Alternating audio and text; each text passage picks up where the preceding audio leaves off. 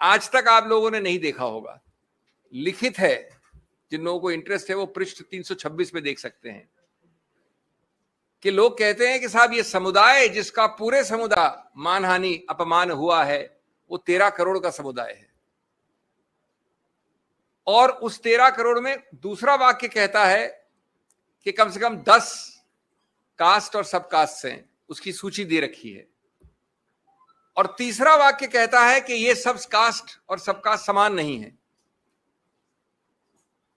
लेकिन चौथे वाक्य में कहते हैं कि जब माननीय राहुल गांधी ने ये वाक्य बोला तो ये पूरा 13 करोड़ का समुदाय, उसका कोई भी व्यक्ति उठकर ऐसी याचिका डाल सकता है। ये पहला, और ये उस कानून, उस सिद्धांत के विरुद्ध है दोस्तों, जिसमें लिखा गया है बार बार, एक केस का नाम है सुब्रमण्यम स्वामी, दूसरे केस का नाम है नरसिम्हन, कि आप ऐसी मानहानि की याचिका सिर्फ एक identified, frozen, limited, circumscribed class, एक ऐसा वर्ग जिसको आप परिभाषित कर सकें, उसके विरुद्ध वही वर्ग उठ सकता है।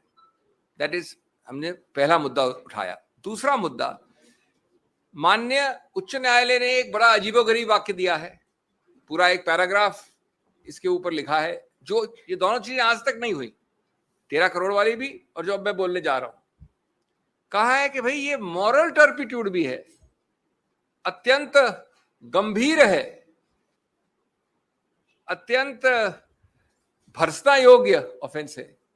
तो मैंने विनम्रता से कहा उच्चतम न्यायालय को कि माननीय न्यायाधीश साहब, आज तक हमने ये नहीं सुना कि जिस ऑफेंस का सबसे ज्यादा मैक्सिमम पनिशमेंट 2 वर्ष हो, उसको मॉरल टर्पिट्यूड भी कह दो और गंभीर भी कह दो और भर्त्सना योग्य भी कह दो।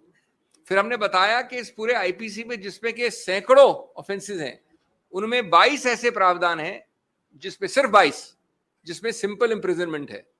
उन 22 में से एक है ये प्रावधान मानहानि वाला। तो विधायिका ने तो कभी समझा नहीं इसको इतना गंभीर। आप जो याचक हैं, कंप्लेनेंट है, उन्होंने बहुत ज्यादा गंभीर बोल दिया, और उसके ऊपर उच्च न्यायालय ने लिख दिया।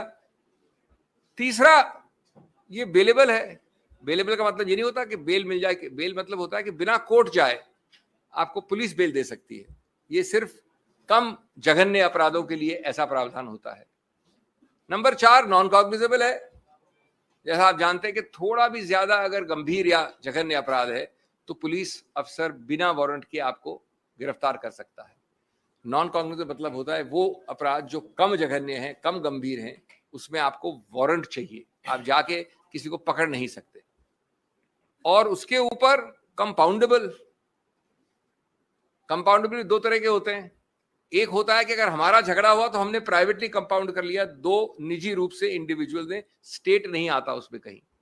दूसरा होता है कि आपको स्टेट की अनुमति चाहिए, स्टेट वाले ज्यादा जघन्य, ज्यादा गंभीर अपराध होते हैं। तो ये अपराध कंपाउंडेबल है 2 निजी व्यक्ति विशेष के बीच में। तो हमने पूछा कि आज तक कभी नहीं हुआ कि आपने जघन्य भी बोल दिया, भर्त्सना योग्य भी बोल दिया और गंभीर भी बोल दिया, एक ऐसी चीज के बारे में जो बेलेबल है, नॉन कॉग्निजेबल है, कंपाउंडेबल है, 2 वर्ष का है, सिंपल इंप्रिजनमेंट है। तीसरा, 13 करोड़ का समुदाय मानहानि कोई एक व्यक्ति कर सकता है। ये कानून उच्च न्यायालय ने बताया आपको, हमको सिखाया है नया। कोई अमुक व्यक्ति, केरला से कश्मीर, असम से गुजरात, लेकिन ये पूछा आपने, हमारी चार्ट में 13 ऐसे केसेस हैं। ऐसा कैसे हुआ भैया कि सभी के सभी 13 केसेस उस 13 करोड़ के समुदाय में से जो 13 केसेस फाइल हुए सभी भाजपा के कार्यकर्ताओं ने किए? ये अजीब सा समुदाय है जिसमें सिर्फ भाजपा के कार्यकर्ता ही जगते हैं कंप्लेनेंट के रूप में। ये हमारा तीसरा बिंदु था। चौथा बिंदु था कि आपने ये नहीं देखा कि अपने निर्णय में एक नया ऑफेंस डाल दिया है जो याचक ने भी नहीं कहा था। एक प्रावधान है 171 जी रिप्रेजेंटेशन ऑफ पीपल्स एक्ट में, उसमें यह है कि अगर 2 कैंडिडेट जो इलेक्शन लड़ रहे हैं वो एक दूसरे को किसी रूप से गंदे शब्दों का इस्तेमाल करते हैं तो ये लिख दिया है माननीय उच्च न्यायालय। लेकिन 171 जी तो न याचक का केस था, न हमारा केस था, किसी ने रेज ही नहीं किया था। उसको पूरा ऑफेंस करके माननीय राहुल गांधी जी को दंडित भी कर दिया उस पैराग्राफ में। हमने ये सब बताया कि इससे मालूम होता है कि उच्च न्यायालय का निर्णय एक बिल्कुल गलत, विकृत इत्यादि निर्णय है और इसलिए इसको तुरंत स्टे करना चाहिए। इसके अलावा हमने कई और चीजें दी हैं जिनको मैं आपको तकनीकी रूप से नहीं बताऊंगा, सिवाय इसके कि जो मूल वाक्य है, जो कि 3 पृष्ठ की राजनीतिक स्पीच में कोलार में 1.5 वाक्य या 3 लाइन का वाक्य बनता है, उसको सिद्ध करने के लिए जो एविडेंस एक्ट में एक सर्टिफिकेट चाहिए, वो आज तक किसी ने उपलब्ध नहीं करवाया।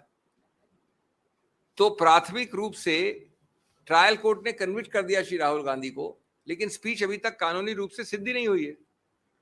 जब स्पीच सिद्ध नहीं हुई तो वो याचक जिसने कंप्लेंट की थी, पूर्णेश्वर मोदी, वो गया हाईकोर्ट में अपने खुद की कंप्लेंट के विरुद्ध और अपनी खुद की कंप्लेंट को स्टे करवा दिया, इस ग्राउंड पे कि मैं अभी और ढूंढ रहा हूं सामान, क्योंकि मैं अपनी वो स्पीच को, क्योंकि उसने स्पीच में एक न्यूज़पेपर प्रोड्यूस किया, कोई टेप नहीं प्रोड्यूस किया, खुद आंखों देखा हाल था नहीं, क्योंकि जो याचक है वो था नहीं वहां पर स्पीच में, तो उसने कहा मुझे और टाइम चाहिए और अपनी ही कंप्लेंट पे स्टे ले लिया।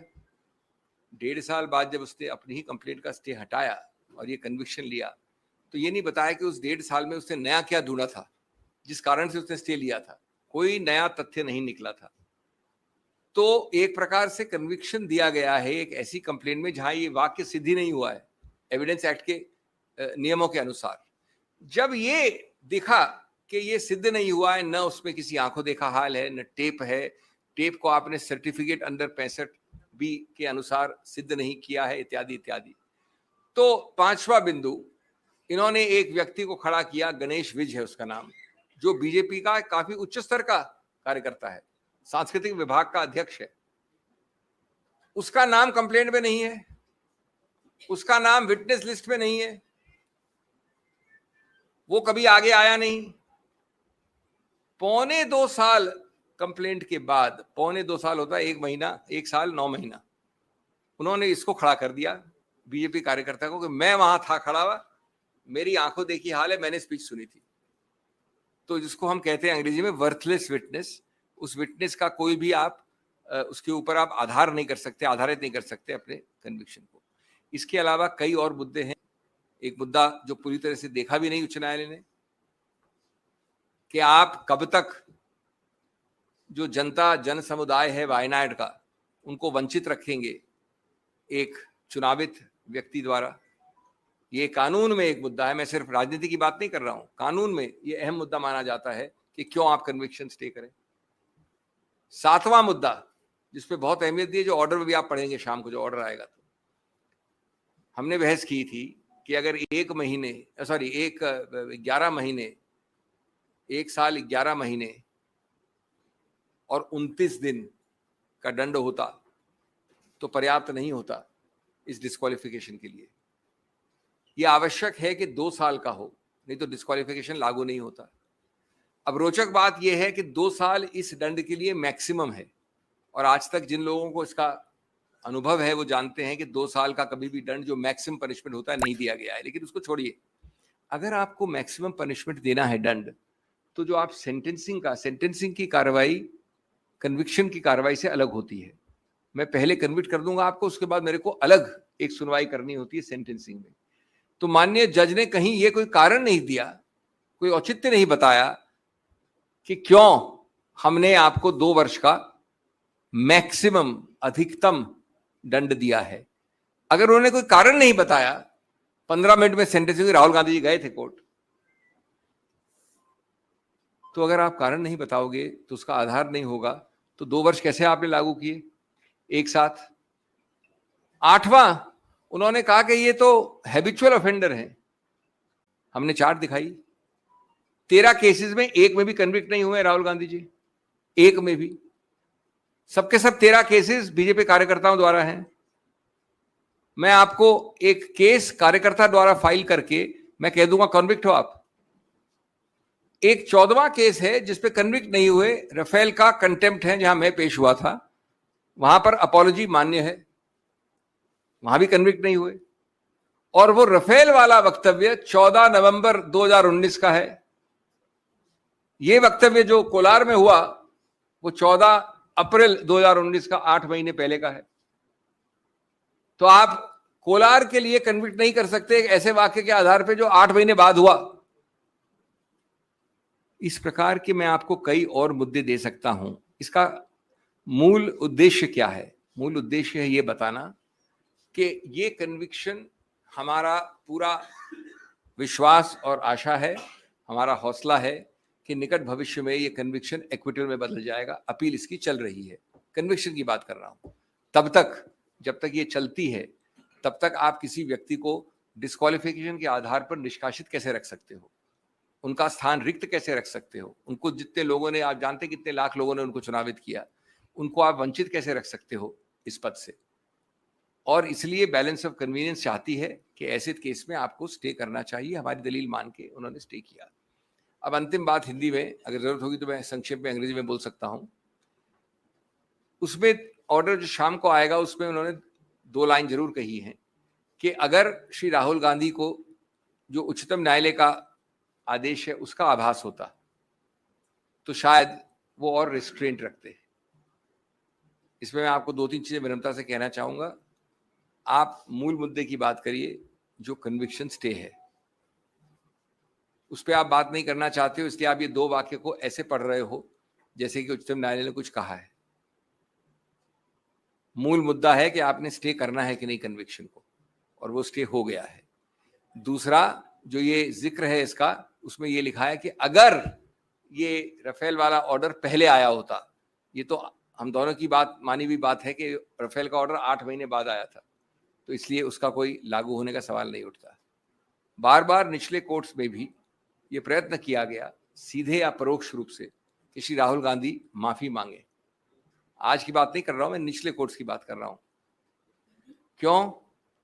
क्योंकि आपको उस पर राजनीतिक नंबर बनाने थे, आपको विकृत करना था, आपको पक्ष एक ऐसा रखना था कोर्ट के जनता के सामने जो गलत है। श्री राहुल गांधी ने बार बार कहा है कि वो सिद्धांत पे लड़े हैं। उनका बिल्कुल कोई रूप से ये इरादा नहीं था। इरादा वाला हमारा एक 8वां पॉइंट था कि जो प्रावधान है 499, उसमें इरादा चाहिए, बद इरादा चाहिए, गलत इंटेंट चाहिए। और इसमें एक बड़ा रोचक वाक्य है एविडेंस वाले का कि मुझे राहुल गांधी के बद इरादे के बारे में कोई ज्ञान नहीं है, कोई संज्ञान नहीं है, ये लिखा है उन्होंने, कंप्लेनेंट ने।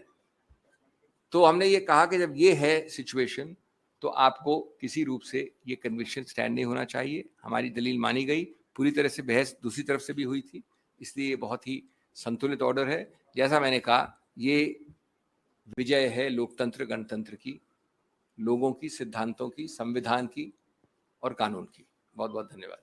शुक्रिया।